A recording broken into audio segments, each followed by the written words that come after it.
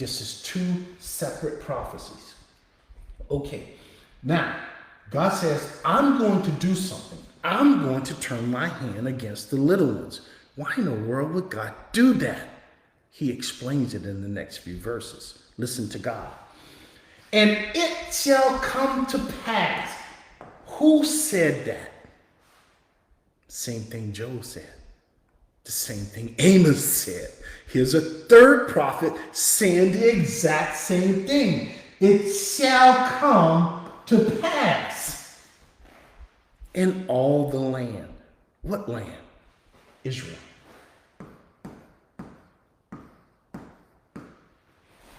Says the Lord. That how many? 2/3. In it, what's the it? The it is the land, making a reference to Jerusalem. They're going to be cut off and die. Who's doing this? Verse 7 told us it's God that's doing it. Now let me ask you a question. When I gave you the reference to Exodus and Moses, who actually did it? Who went through and killed the firstborn? Apollyon, the angel of death. When I gave you the example of David, there was an angel that David seen. He had a sword drawn. Who was that angel? It was the same angel, Apollyon, the angel of death. Now, there's going to be 2/3 of the Jews that Zechariah now sees. Who do you think is going around killing these people? I can give you more examples. God sent one angel when the Assyrian king, Sennacherib, threatened to take Jerusalem. God sent one angel in one night, and he killed 185,000 soldiers. That angel was Apollyon, the angel of death. And there are many, many more like that. Who do you think is doing this? But 1/3, how many? 1/3 shall be left. Left? Yeah, they're going to be alive. He's not talking about the new birth. He's just saying they're not going to die. Who's doing this? I will. The I is a reference to God. I will bring the 1/3 through the fire. I will refine them as silver, and I will test them. Why in the world is God going around bringing them through fire? Why in the world do we have to test them? The testing isn't for God, friends. The testing is for the people. Your life and the events that's happening in your life is God refining you. Why in the world do we have to do that? Have you not read the book of Ephesians? Chapter 4. Chapter 4. Or is it chapter 3? Anyhow, where God explains this. Not the Jews. For the church, he does the exact same thing, friends. To us. He refines and he tests.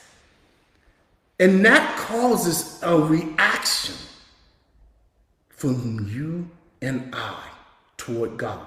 For the unbeliever, it makes them run away. Why? Because they want things from God. Give me money, God. Give me health, God.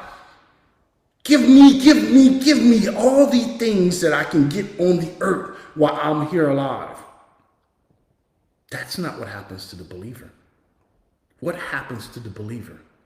God says, the believer, the people who are being tested, the people who are being refined, they do something. When trouble comes, when persecution comes, when good things come, when things happen in their life, good or bad, they react the same way. What do? They call on God. Do they run away from him? No. The refining process simply proves to you and me that we have the real thing. The test proved to you and I, not to God. God's the one who created us new. He already knows his sheep. But it proves to you and I that our faith is real. That's why he's testing them. That's why he's refining them. And the response from every single believer, if they fail the test, they still call on God. David failed his test when he committed sin and counted the people. David failed his test when he committed sin with Bathsheba. What did David do? One, he wrote Psalm 51. Go read that. I sinned against you, God. Second, he purchased all the stuff. When God killed those people and he numbered the people, God sent him to the very location where the temple would be built, to the threshing floor of a Jebusite. David paid for it. And that's the exact same place where the temple was built by Solomon. And listen, the whole book is so gloriously written to show us that God will never forsake his children. Never. Why? Because the faith that saves is not your faith. The faith that saves is God's faith. And his faith cannot fail. Yours can. Mine can. And it fails often. But God's can. He's proven to you and to me that his children will remain faithful. Why? Because as a result of them depending upon him, God says, I will answer. So how, friend, do they overcome the refining process? Because God answers. Because they call? Of course not. How do they overcome during the time of testing? Because they call? Of course not. Because God answers. Why in the world would God do that? Because you are his people. And you're going to know when he responds and answers that the Lord is my God. That's why. Oh, the glory of this book. Wow. Okay. So you see the three witnesses that I gave you, right? So let's look at this. He says, I'm going to pass through. We're talking about the day of the Lord. Woe to you who desire the tribulation, the day of the Lord. For what good is the day of the Lord to you? Who is he talking about? He's talking about the Jews.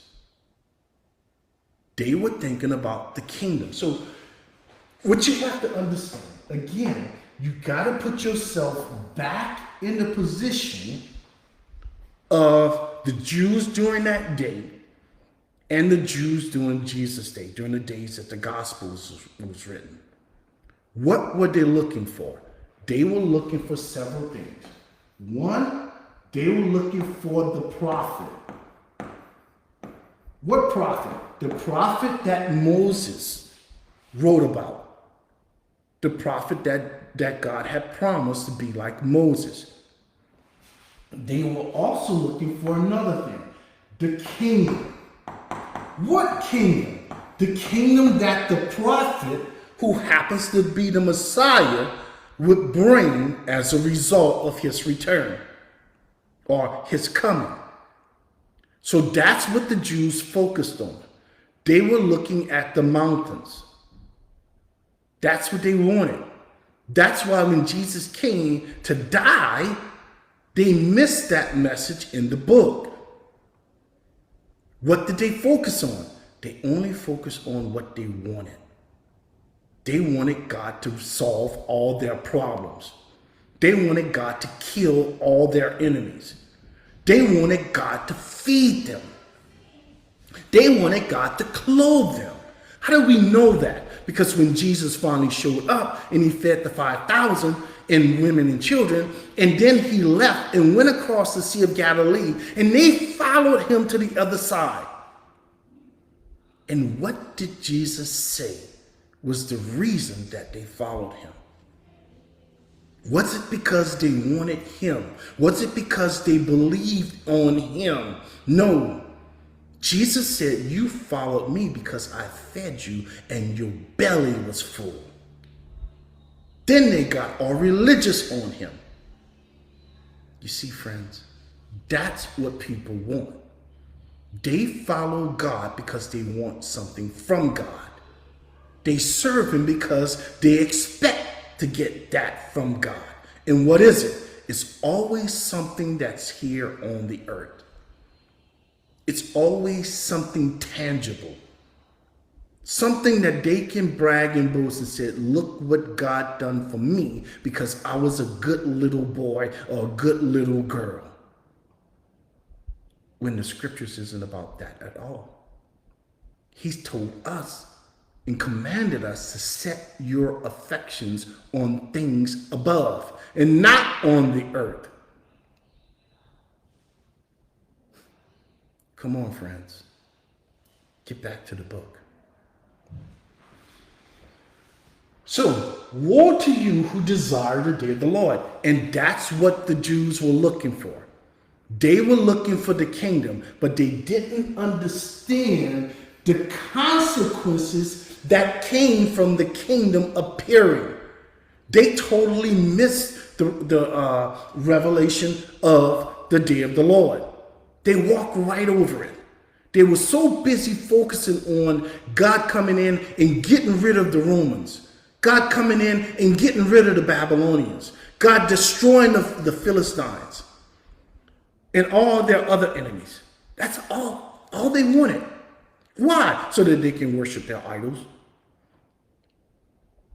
So that they can take and possess the land and have more stuff. It had nothing to do with God. It's about fulfilling their own desires. And that's what you see in every religion today. Every single one. It's about people satisfying their own desires. And when they don't get what they want from God, what do? They go astray and prove that their faith wasn't the real faith. For what good is the day of the Lord to you? It's not good. If what? This day of the Lord, that day, what will it bring? It will be darkness. Just for Israel? No. God says, I'm going to turn out all the light. What does darkness represent in the book? Come on. What does darkness represent? Darkness represents evil and wickedness. What does light represent in the book? Light represents the Lord. So God is saying when the day of the Lord comes, what's going to be present most of all? Evil and wickedness. And if you go read the book of Revelation and the book of Job, what you see is demons being sent and trapped on the earth, demons coming out from underneath the earth, and the restrainer being removed. So what's present? Wickedness and darkness and evil. What's removed? The restrainer, light. You see? See, when you take all those scriptures and put them all together, when you read this, this has nothing to do with whether the sun is shining. Nothing to do with the sun. Nothing to do with lights in the house. Friend, they didn't have any electricity back then. All they had was candles and oil that they put on from olive oil and all kind of. Listen, that's nothing to do with the sun. He's talking about evil. In the lack of light is the knowledge of God. It's nothing to do with whether there's light outside or not.